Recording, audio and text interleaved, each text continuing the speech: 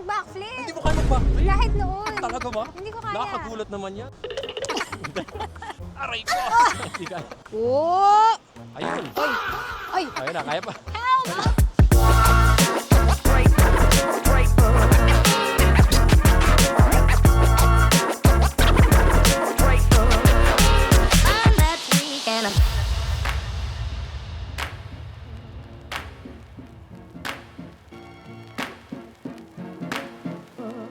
Alright, so nandito kami ngayon sa Jekyll Island and ang dami naming mga bikes kung di nyo napapansin. We got 5 bikes dahil meron tayo ng mga buwisita. Ayan, muntik na mga bulol. Nagsibalik na po ang mga buwisita natin. Ayan.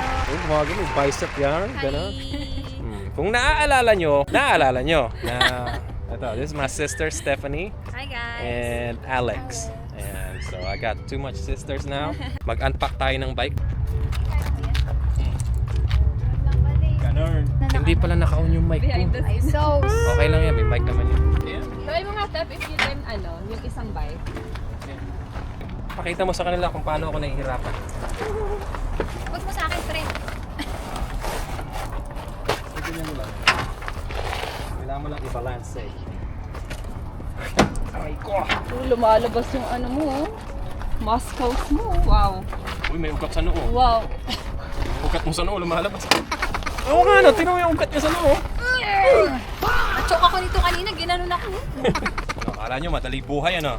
Mahirap ang buhay dito sa US. Hirap niya. Maipit yung kamay mo. Kasama.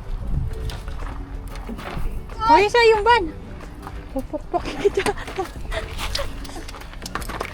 Don't love your job. Job your love. I like that. Oh my God, bro. Totoo naman yung lalaki. I like that. Katawa ka talaga, kuya. Alam mo nga, mag-a-apply akong trabaho. Taga-unload ng e-bike. Mga isang truck yung i-unload ko. Hirap na. Hindi, isang truck na e-bike, hindi isang truck. Kaya mo na yan! Go, Steph, try it. Let go. Let go. Takas. Ayos. Nagsisimula pa lang tayo. Let's go. You know how to write Japanese? Pala to eh. Paano naging Japanese yan? Ha? Paa yan eh. Turuan kita, Iya. Look. Like this. Ganyan. Ano yung ginagawa ni ate? Stretching mo. Taray naman ng rider na to. Mag-i-stretching ka, hindi ka magpipedal. Yan po ang nangyayari pagka na-jet lag sila. So, ilang oras ang jet lag mo? Depende ba sa oras? 15 hours. 15 hours? Sorry, what? Ha? 15 hours. 15 hours? Grabe. Hirap na, no? Pero kaya mo naman. Kaya ko. Medyo nahihilo-hilo daw siya kanina. Hilo pa ako. So, let's go. Everybody's ready? We got 30 more miles to go, okay? Alright. Maraming mga puno, maganda ang breeze ng hangin, and then, we get to check out the beaches here. What's going on? Ay, nalilito po sila kung sino mauna. Iya, lead the way, baby. You know where to go. Ano, kaya pa? Si Alex talagang kinarer niyo yung pagpipedal, oh. Kahit naka-e-bike yan.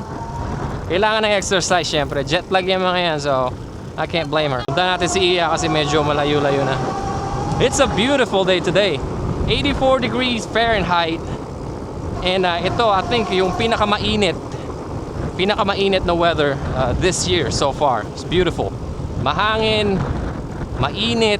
Which, I mean, hindi naman mainit, pero this is the first time na naging ganito kaganda yung weather.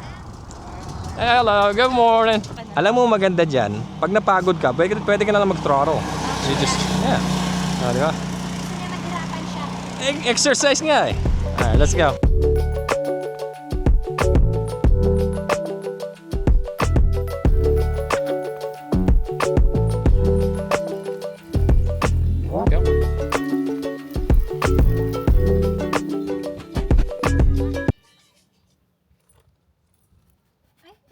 Ano te? Today? Na-sound trip pa kasi. Ha? Iniiwan na tayo oh. Ha? Okay, let's go, let's go.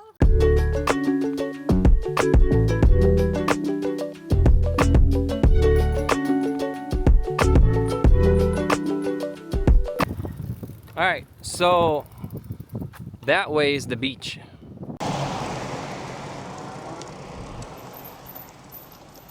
No parking tow. away zone. So pag nagpark ka dyan, awayin ka. Ayaw mo na. Pagbigyan nyo na. Minsan lang eh. Sige na, cut. Okay, ayan na. Ito na ang ating secret beach.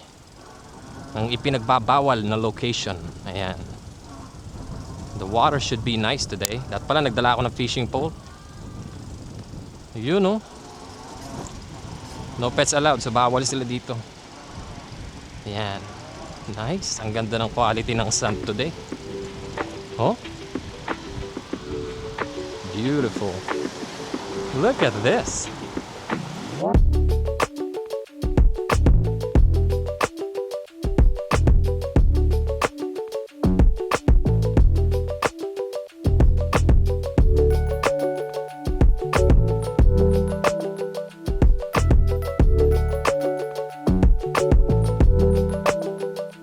So, since ngayon lang ulit kami nagkita, gagawa tayo ng challenge na mga ginagawa namin ng mga bata pa kami Okay. na kaya pa ba namin gawin.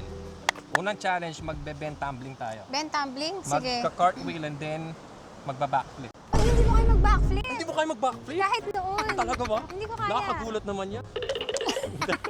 Wala, hindi ko kaya. Tumbling Cartwheel lang. lang, cartwheel. Okay. Okay, una. Cartwheel. Okay. Ikaw muna. Ikaw muna. Cartwheel na medyo ano. Eh kaya ano, baka sumakit yung ano ko eh. Oh, Last time na nag-cartwheel ako, sumakit yung itlog ko eh. Yun Wow. na yun. Ay, hindi, joke lang. Ito, pinagtatawa na agad ako nito oh. Oh. Hold on. Ready? Okay, go. Cartwheel, go. Oy. Oh. Ano? Ha? Ako hindi ko kaya yan. Aray. Oh, sige, ako naman. Sumakit yung tagiliran ko. Dali ako. Dali mo na. Okay, 1, 2, 3. Ayan, pwede na yan. Okay, pwede. Okay, Oh, kaya pa. Split. Okay. Split naman. Aray ko! Di kaya. Ikaw. Ako naman. Wala pang stretching to ha. Oh! Ayun. Oy. Wala, kaya pa. Help! Kaya. Okay, kaya pa mag-split. Ako hindi na. Push up. O, push up. Push up ka, mga 150. Uy, grabe naman. Hanggang ano lang, 10 o 5. Okay, 10. Kaya ko mag-push up sa kamay. O, sige. Hindi ko kaya isang kamay. Wow. 1, 2. Hindi kaya isang kamay. Sumasakit yung balikat ko. Sumasakit. Yung mga ano. Dalawang kamay lang. Okay Dalawang lang. kamay. 1, Wow. 2, 3, 4, 5, 6, 7, 8, 9, 10. Twerking while push up. Let's try. Baka Diamond, hanggang 5 yun to lang yung ginawa ko. Narrow, we'll try. Okay, narrow push up. 1, 2, 3, go. Ay, nako ba? Ayan, aray ko. Ba't panot ka dito? Ay, hindi ba? Sandali! Kulay lang pala. Okay, wait. Kaya ba? Kaya. Baka lalo ka mahilo, ha? Okay. Hindi na narrow, di ko kaya. Jet lag Masakit pa pa kasi yung siya. wrist ko. 1, 2, 3. Oh, baba mo yung puwet mo, masyadong nakataas. Naku, baka tumawa. Okay na. Kaya. Okay lang. Next challenge, swimming for 2 miles.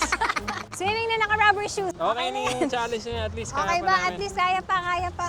Kasi pinag-uusapan namin kahapon na... Kahapon ba yung kanina? Kahapon. Kahapon, hindi ko na maalala. Ano ba ginawa natin kahapon? Kahapon natulog lang. Ayan, so pinag-uusapan namin na medyo thunders na kami. Kaya pero sumakit yung likod. Sumakit kaya. 2 hours later. Punta tayo doon sa historical side nitong island na to. You guys ready? Let's go. Ooh, yeah.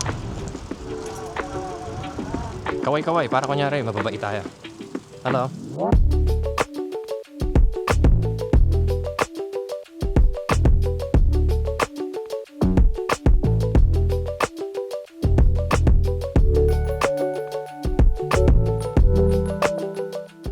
Kong TV. Hindi mo alam yan? Hindi ka nanonood ng Kong TV. Ano na ako hindi na ako updated. Meron akong mansyon. Okay, asa? Ayan oh. Ay, wow. Ayan oh. Sa'yo yan? Anong sinabi ni Kong TV dito? Sa'yo Oh, yan? yung sasakyan ko ito. Wow. Ayan, tinan mo. Sasakyan kaya, tinan mo. Nasa may susi. Hawakan mo tong camera natin. Yung susi ko. Ay, naiiwan ko sa bahay. Sa bahay? Yeah. Balikan mo na lang. Hindi, medyo naano yung pintura. Binibenta ko nga to eh. $4 billion. Wow, ang ganda naman ng mansiyon. Yeah. Pero yun yung mansion ko, yun yung bahay ng manok. Tapos diyan ko inilalagay yung mga exotic animals tulad ng mga paru-paro, butiki. Ayan na, nag-aamok na si Marshall.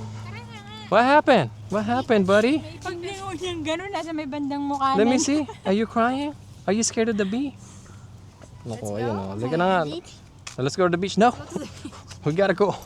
Let's go to the beach ka pa. Humihirit pa eh. Alright.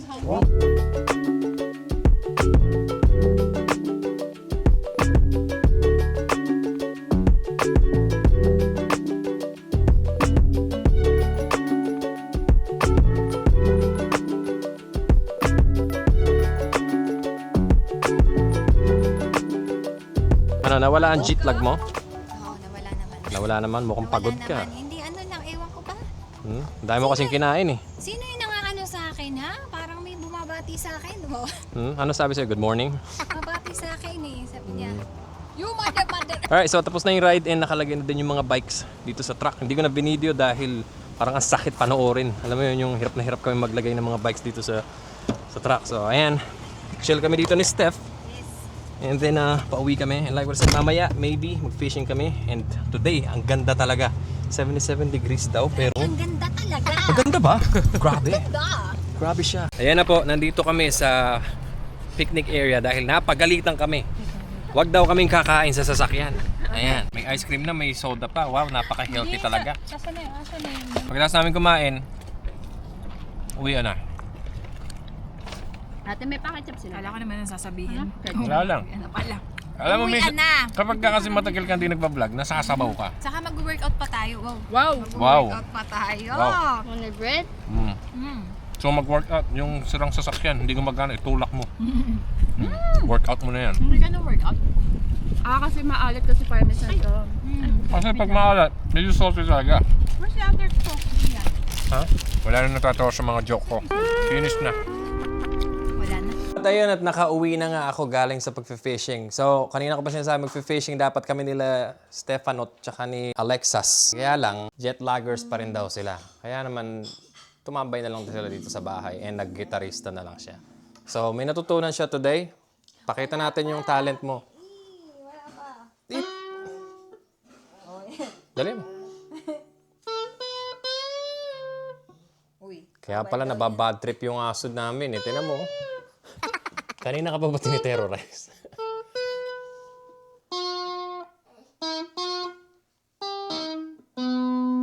Yun. Kung hindi niyo po alam, Hotel California yung tinatry niyang itugtog, yung solo. Pero parang lasing yung gitara or lasing yung nagigitara. So buti na lang, hindi kayo sumama kasi maalon, malakas ang alon, tsaka mahangin. So medyo basa yung boat, yung ride ba.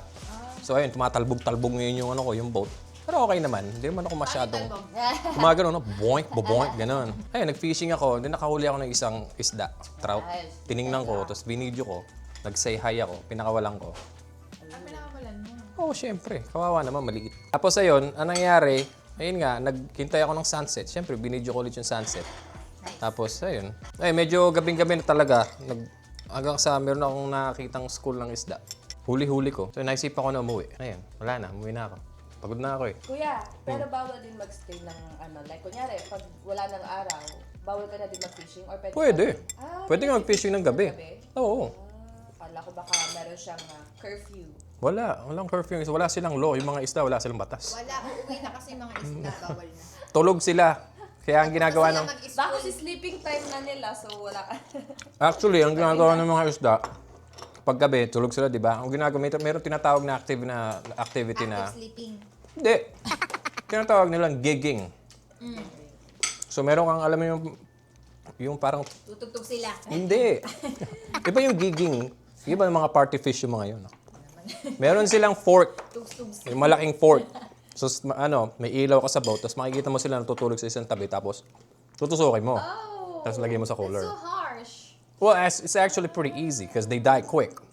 Imagine. Sleeping. Yeah, so they don't even know they're dead. Yeah, okay. Okay, get. So yun yung parang dating pagkuha din ng fish? You do it mostly on flounders. Because flounders, they like to sit on shallow water. And then you can see them with it, like, you can literally, I'll show you a video of it. So ayun, igig mo, tusukin mo, dalagyan mo sa cooler. Ganun. So ayun na, dito na sa bahay, kain ng dinner. Kaya naman, tatapusin ko na itong walang kakwenta-kwentang vlog na to. Paagaw na lang ng konting sabaw. Sarap eh. Gusto mo? Yeah, I guess that's about it mga herb. Don't forget to like, comment, subscribe. Lagi nyo tatandaan. Love, peace, and happiness lang. Nabubulol na. O, bye-bye na. Peace.